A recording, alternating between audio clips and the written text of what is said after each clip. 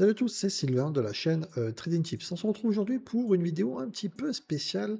Comme vous le savez, je passe énormément de temps à coder des outils, des indicateurs, des experts analyseurs pour MetaTrader 4 et 5, pour le marché QL5, pour simplifier mon approche du trading. Aujourd'hui, je vous montre dans cette vidéo un des indicateurs dans lequel en fait j'ai passé réellement beaucoup de temps. On est sur une version 1.2 de mon indicateur qui s'appelle Trendline Target. J'apprécie énormément ce type d'indicateur qui vous donne d'un coup d'œil dans quel type on se trouve. Et regardez cet écran, on est vraiment sur un look vraiment néon pour une visibilité maximale, d'accord. Mais au-delà du design, cet outil, en fait, il intègre un moteur de calcul à la base SuperTrend que j'ai optimisé au niveau de l'algorithme, un dashboard de statistiques en temps réel et surtout une gestion automatique des objectifs take profit stop loss, d'accord. Pour ce qui est des objectifs take profit stop loss, donc c'est entièrement modifié dans les paramètres. Donc là, on est vraiment sur des statistiques par défaut. Vous allez voir après dans les paramètres, il y a pas mal de choses pour optimiser l'approche concrète. Alors, qu'est-ce qu'on a réellement sous le capot avec ce type d'indicateur? En fait, cet indicateur, il se base sur la volatilité du marché grâce à l'indicateur ATR, d'accord? Et on a des paramètres avec des effets multiples de l'indicateur ATR qui va pouvoir s'adapter à la volatilité du moment en termes d'objectifs et de stop loss. Tout ce qui est des lignes, je parlais de néon, qui sont très très jolies visuellement, elles ne sont pas là pour faire simplement jolies, hein. On peut d'un coup d'œil voir et identifier dans quel type de marché on se retrouve. Par exemple ici, les chandeliers japonais se retrouvent sous la ligne qui est orange et rouge. On est dans une phase baissière et on peut automatiquement voir les phases haussières, baissières, etc. D'accord. Donc ça permet d'un coup d'œil d'identifier, d'avoir une information, c'est le but de tous les indicateurs, de transmettre une information et d'avoir de suite une aide à la décision par rapport aux choix qui doivent être faits uniquement par la personne qui va prendre le risque.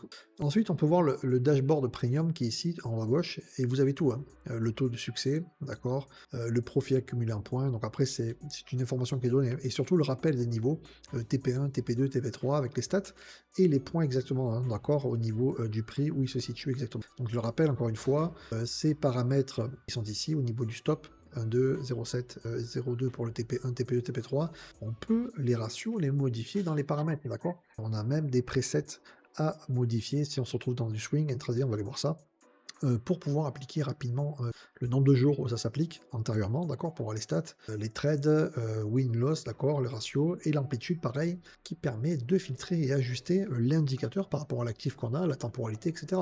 Donc ça apporte visuellement une information qui va apporter une aide de prise à la décision.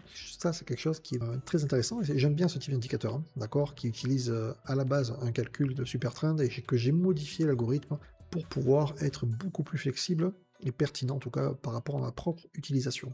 Alors pour ceux qui aiment bien avoir un chart propre de suite, quand on applique l'indicateur, j'ai appliqué dans l'algorithme, quoi, du moins dans le code de cet indicateur, le mode cinématique, on appelle ça. C'est pour ceux qui aiment avoir un graphique propre. J'ai intégré la fonction en fait qui nettoie automatiquement, qui enlève la grille et les volumes qu'on peut avoir en bas pour se concentrer sur l'essentiel, le prix.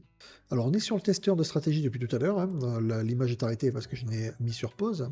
Je vais le laisser défiler pour que vous puissiez avoir un aperçu de comment l'indicateur se comporte sur un chart. On est sur du DAX 40 et sur MetaTrader, je le rappelle, en temporalité 5 minutes, mais il s'applique sur énormément d'actifs et après il faut appliquer les paramètres en fonction par rapport à l'actif et la temporalité pour avoir des informations beaucoup plus pertinentes, d'accord.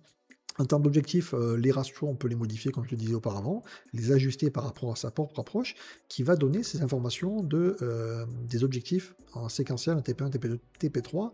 On peut modifier en les séquins, 2 ou les 3 pour avoir une approche structurée par rapport à ses propres besoins, et recherches. D'accord? Mais à la base, la stratégie est extrêmement simple. On suit le flux, d'accord, qui apparaît devant nos yeux et dès qu'un flip se produit, l'indicateur, en fait, il va tracer automatiquement les 3 objectifs qu'on a rentrés dans les paramètres take profit, basés sur un risk reward que vous avez défini par défaut, en fait. Et ça, c'est quelque chose que j'aime bien, en fait, avoir ce type d'information visuelle et pertinente. Je vais le laisser un petit peu défiler et vous allez voir et comprendre. Alors, c'est un petit peu rapide. C'est un petit peu rapide pour pouvoir avoir une meilleure compréhension. Alors, on va laisser défiler les chandeliers. Donc on voit la ligne hop ici.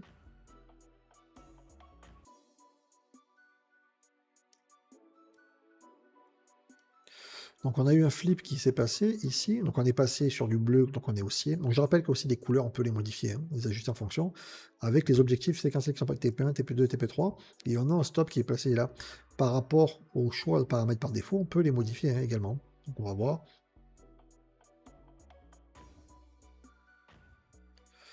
Est-ce que dans ces situations, il va sortir? Ok. Donc on peut voir qu'il y a eu un flip qui s'est passé avant de toucher le stop au départ. Donc il a mis au moment du croisement une croix qui a permis d'avoir le stop en perte et le nombre de points efficient. Et après, ben, automatiquement, la prise de position à la sortie avec le premier TP qui est rentré. Et on va laisser. Donc il fonctionne comme ça, hein. Donc là, on a un premier objectif qui était touché sur l'inversement. Hop, alors ça va trop vite, hein. Je vais un petit peu trop vite. Pareil également, un flip, donc la petite boule qui est ici, c'est le point d'entrée. Là, on la voit pas parce que la croix a passé par-dessus. Et premier objectif qui est touché ici. Et on va peut-être avoir un deuxième objectif. Alors, je vais l'avancer, il est un petit peu rapide. Voilà, deuxième, TP2 touché. Et on a les stats qui s'actualisent automatiquement dans le dashboard au niveau du TP1, le ratio TP2, TP3, sur l'historique de 50 jours qui est marqué ici.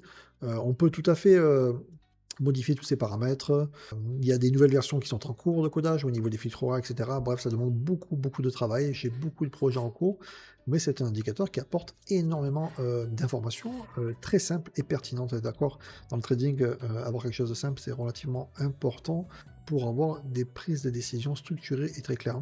Alors, un point important, pour vous qui me suivez sur Trading Tips, l'indicateur en fait il est très sensible à deux paramètres. Dans les paramètres, on va aller voir d'ailleurs ça, si on peut voir les paramètres qui est ici. Ok, alors, alors un point important, pour vous vraiment, l'amplitude c'est vraiment quelque chose qui est donc un point important pour vous qui me suivez sur Trading Tips. L'indicateur est vraiment très sensible à deux paramètres. L'amplitude, d'accord, qui est ici, qui va permettre d'être plus ou moins sensible, et le multiplier, qui va permettre de modifier la sensibilité. Donc si vous faites du scalping sur du M1, sur M5, eh bien l'amplitude, on va plus la chercher par expérience, l'amplitude de 10 ou 12.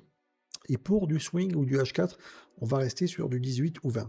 Regardez le dashboard, le success rate va tomber en dessous de 45%, c'est que votre multiplicateur est trop serré pour la volatilité actuelle de la paire. C'est un outil d'aide à la décision, en fait, il vous parle.